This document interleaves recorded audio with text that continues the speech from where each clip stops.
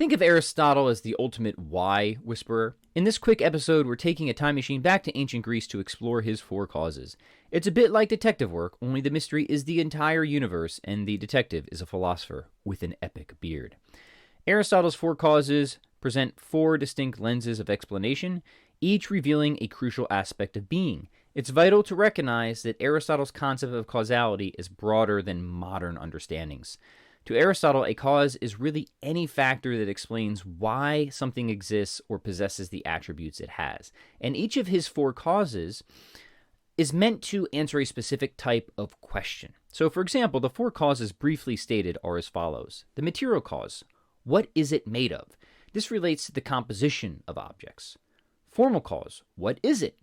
This answers the arrangement or pattern of an object.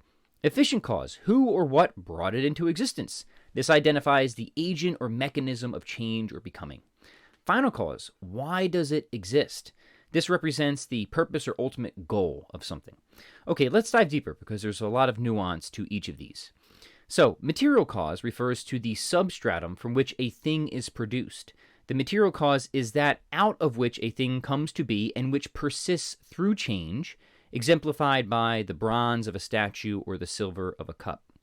Later interpreters of Aristotle built upon this concept, that is, of matter being essentially whatever it is that needs actualizing in change, by distinguishing between prime matter and secondary matter. Now, prime or primary matter is seen as pure potentiality, an indeterminate substratum lacking form and quality, capable of manifesting into various entities but not yet actualized into any particular one. It really represents a conceptual necessity within Aristotelian thought, serving to explain the principle of continuity that underlies substantial change. We'll get to that in a minute, which is the conversion of one substance into another, such as tree into ash.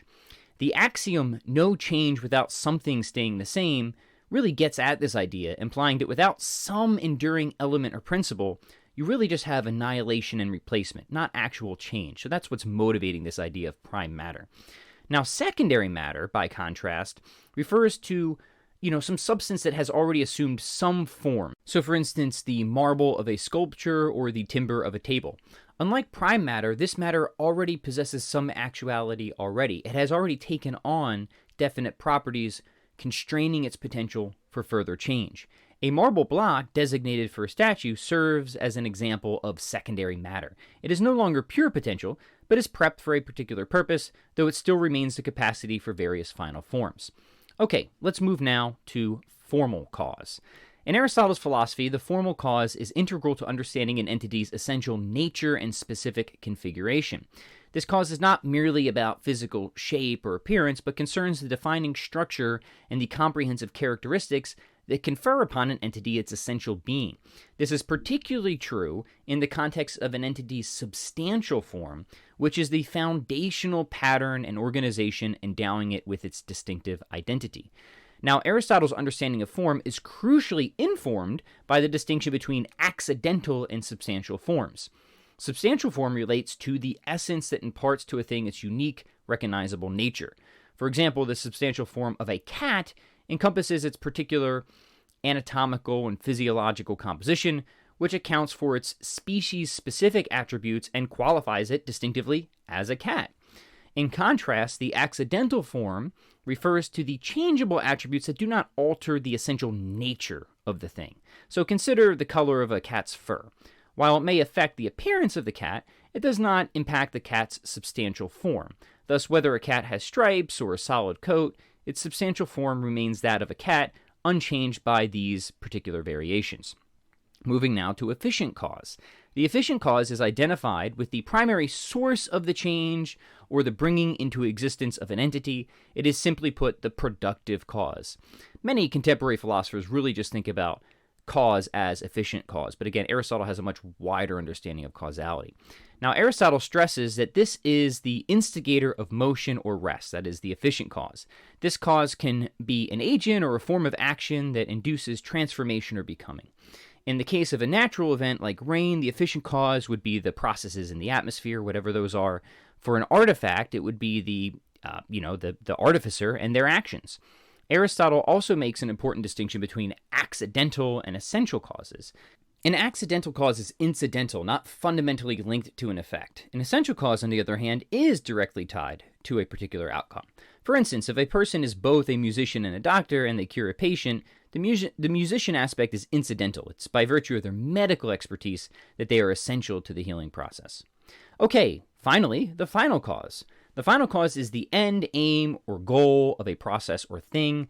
In Aristotle's teleological view, as expounded in both his Physics and Metaphysics, every natural action or motion is directed towards some purpose or good. This is the telos, the reason for which something is done, and is most evident in biological entities where the final cause corresponds to their natural inclination or function. For example, the final cause of an acorn is becoming an oak tree. Now, when combined, the four causes are really supposed to provide a comprehensive explanation of an object or an event. What is it made of? What is it? What made it? What is it for?